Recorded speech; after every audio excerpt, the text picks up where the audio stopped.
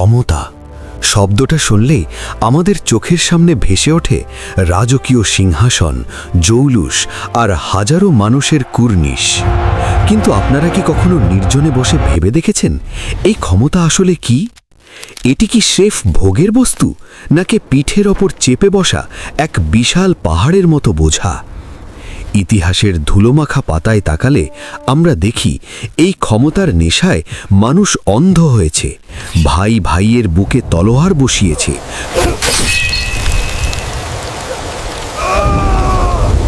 জনপদ জ্বালিয়ে ছারখার করে দিয়েছে।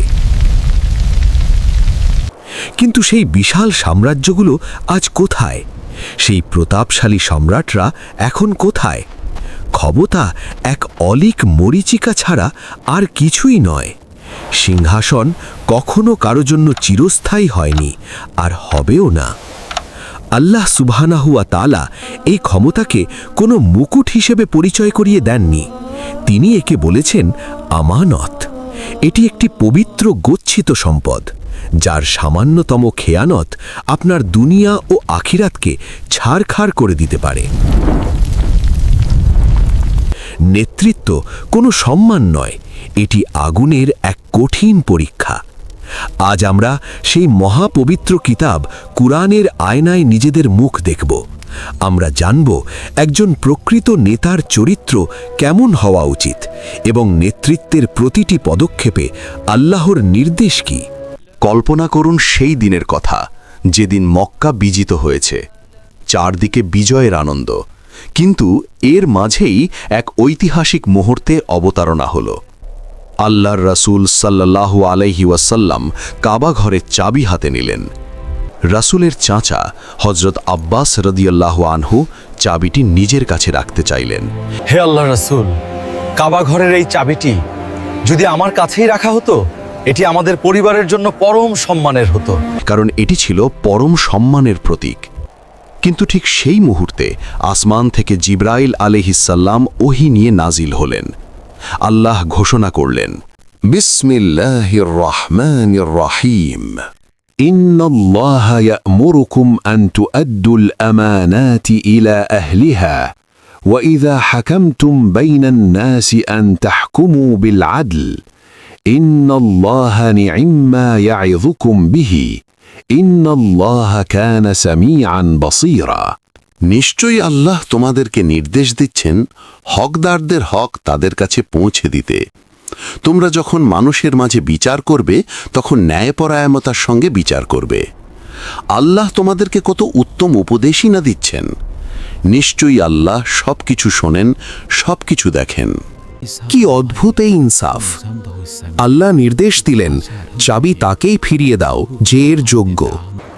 উসমান ইবনে তালহা, যিনি তখনও ইসলাম গ্রহণ করেননি, তাকেই সেই চাবি ফিরিয়ে দেওয়া হলো। স্বজনপ্রীতি বা দলীয় বিবেচনা সেখানে ঠাঁই পেল না। আপনারা কি অনুধাবন করতে পারছেন আল্লাহ এখানে কি বিশাল এক শিক্ষা দিয়েছেন? ইমাম কুর্তুবী ও ইবনে কাসির রাহমাতুল্লাহ বলেন, এই আয়াতটি বিশ্বের সকল শাসকের জন্য একটি সংবিধান। নেতৃত্ব বা পদ কোনো ব্যক্তিগত সম্পত্তি নয়, এটি আল্লাহর আমানত। আপনার অফিস থেকে শুরু করে রাষ্ট্রের সর্বোচ্চ পদ, যেখানে আপনি অযোগ্য কাউকে বসালেন, সেখানেই আপনি আল্লাহর নির্দেশের সরাসরি লঙ্ঘন করলেন। আজকের যুগে আমাদের ভোট হলো সেই আমানত। আপনি যখন ব্যালট পেপারে সিল মারছেন, তখন আপনি আসলে একটি সাক্ষ্য দিচ্ছেন। আপনি যদি জানেন একজন মানুষ দুর্নীতিবাজ বা অযোগ্য, তবুও তাকে সমর্থন করেন, তবে মনে রাখবেন আপনি জেনে শুনেই জাতির সম্পদ এক ডাকাতের হাতে তুলে দিচ্ছেন। এই ভুলের দায় শুধু নেতার নয়, আপনারও। মনে রাখবেন, হাসরের ময়দানে আপনার সেই সিলটি আপনার বিরুদ্ধে সাক্ষ্য দেবে। সেদিন আপনি কি জবাব দেবেন? আপনি কি পাহারাদারকে চাবি দিয়েছিলেন, নাকি চোরের হাতে সব সঁপে দিয়েছিলেন? চলুন আমরা ফিরে যাই সেই মদিনার ছোট একটি মাটির ঘরে। সেখানে সাহাবীরা গোল হয়ে বসে আছেন, আর মাঝখানে স্বয়ং রাসূলুল্লাহ। তিনি চাইলে একাই সব সিদ্ধান্ত নিতে পারতেন, কারণ তার কাছে ওহী আসত। তবুও তিনি তার সাথীদের সাথে পরামর্শ করছেন। কেন জানেন? কারণ ইসলামে একনায়কতন্ত্র বা স্বৈরাচারের কোনো স্থান নেই। আল্লাহ মুমিনদের বৈশিষ্ট্য বর্ণনা করতে গিয়ে বলেছেন, ওয়াল্লাযীনা ইসতাজাবু লিরাব্বিহিম ওয়া আকামুস সালাহ وأمرهم شورى بينهم ومما رزقناهم ينفقون যারা তাদের রবের আহ্বানে সাড়া দেয়, সালাত কায়েম করে, নিজেদের মধ্যে পরামর্শের মাধ্যমে নিজেদের কাজ সম্পাদন করে এবং তাদেরকে আমি যে রিজিক দিয়েছি তা হতে ব্যয় করে। এমনকি উহুদ বা খন্দকের যুদ্ধের মতো কঠিন সময়েও নবীজি সাহাবীদের পরামর্শ নিয়েছেন। আল্লাহ আমাদের শেখাচ্ছেন, একজন নেতা যখন মনে করেন আমিই সব বুঝি, তখনই তার পতনের ঘণ্টা বাজতে শুরু করে। শুরা বা পরামর্শ মানে হলো ভিন্নমত শোনার ধৈর্য রাখা। এটি স্বৈরাচারী ফেরাউনি স্বভাবের ঠিক বিপরীত। আজ আমাদের পরিবার থেকে রাষ্ট্র, সবখানে আমার কথাই শেষ কথা, এমন এক মানসিকতা জেঁকে বসেছে। অথচ প্রকৃত ইসলামী নেতৃত্ব হল জবাবদিহিতা। যদি কোনো সংসদে বা কমিটিতে জনগণের কথা বলার স্বাধীনতা না থাকে, যদি সত্য কথা বলাকে অপরাধ মনে করা হয়, তবে তা কোরআনের এই আয়াতের সাথে যুদ্ধ ঘোষণার শামিল। যে নেতা পরামর্শের তোয়াক্কা করে না, সে মূলত নিজেকেই এক ধরনের ইলাহ বা প্রভু মনে করতে শুরু করে। আর অহংকারের পতন অনিবার্য, তা আজ হোক বা কাল। ন্যায় বিচার শব্দটি শুনতে খুব সহজ, কিন্তু পালন করা, সেটিই হলো আসল পরীক্ষা। কল্পনা করুন, আপনার সামনে আপনার পরম শত্রু দাঁড়িয়ে, যার প্রতি আপনার ঘৃণা সীমাহীন। এখন আপনাকে বিচার করতে হবে। আপনি কি পারবেন ইনসাফ করতে? আল্লাহ বলছেন, يا أيها الذين آمنوا كونوا قوامين لله شهداء بالقسط ولا يجرمنكم شنآن قوم على ألا تعدلوا اعدلوا هو أقرب للتقوى واتقوا الله إن الله خبير بما تعملون হে মুমিনগণ, তোমরা ন্যায়ের সাক্ষ্যদাতা হিসেবে আল্লাহর পথে দৃঢ়ভাবে দণ্ডায়মান থাকো। কোনো সম্প্রদায়ের প্রতি শত্রুতা তোমাদেরকে যেন এতটা উত্তেজিত না করে যে তোমরা ইনসাফ করা ত্যাগ করবে। সুবিচার করো, এটা তাকওয়ার নিকটবর্তী। তোমরা যা করো সে সম্পর্কে আল্লাহ সম্পূর্ণ ওয়াকিফাল। মক্কার কাফেররা মুসলিমদের অবর্ণনীয় কষ্ট দিয়েছিল, কিন্তু বিচারের সময় আল্লাহ সাবধান করে দিলেন, রাগ বা জিদ যেন তোমাদের অন্ধ না করে দেয়। ইবনে কাসির বলেন, ন্যায় বিচার হবে অন্ধ, সে বন্ধু চেনে না, শত্রু চেনে না, সে শুধু চেনে সত্যকে। আজকের পৃথিবীতে আমরা কি দেখছি? নিজের দলের লোক অপরাধ করলে 7 খুন মাফ, আর বিরোধী কেউ হলে নির্দোষ হলেও শাস্তি। এটি জাহিলিয়াত।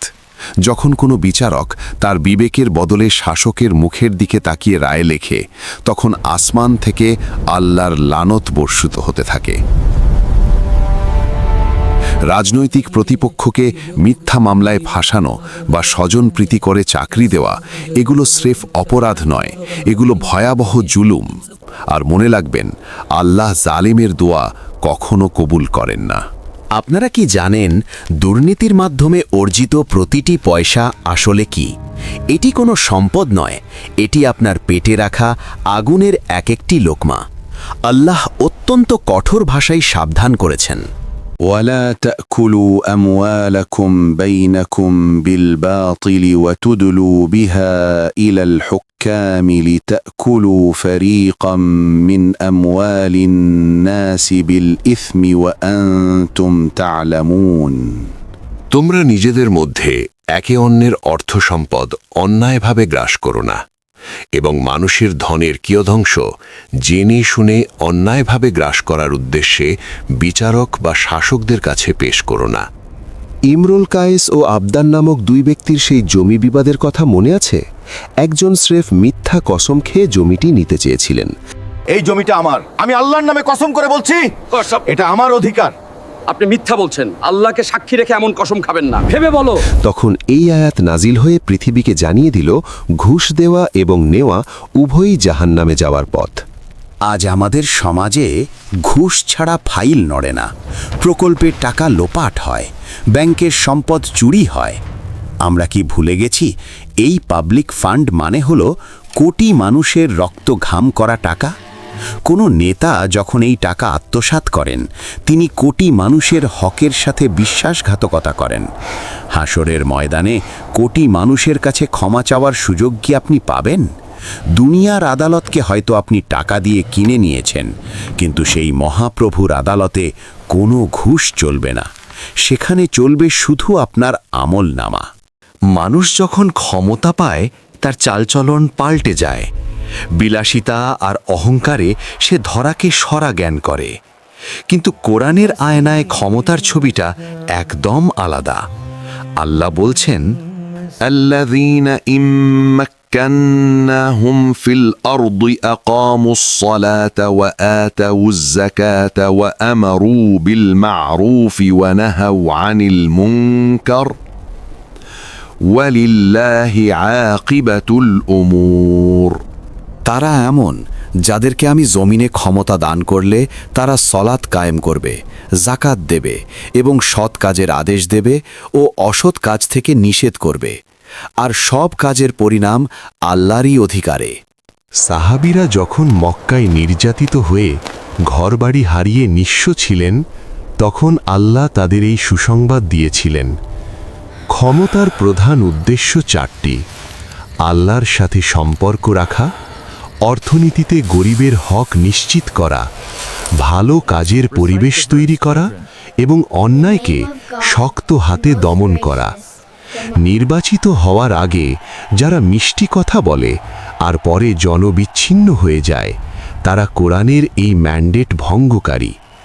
ক্ষমতা পাওয়ার পর একজন নেতার বিনয় বাড়ার কথা ছিল, তার সেজদা দীর্ঘ হওয়ার কথা ছিল।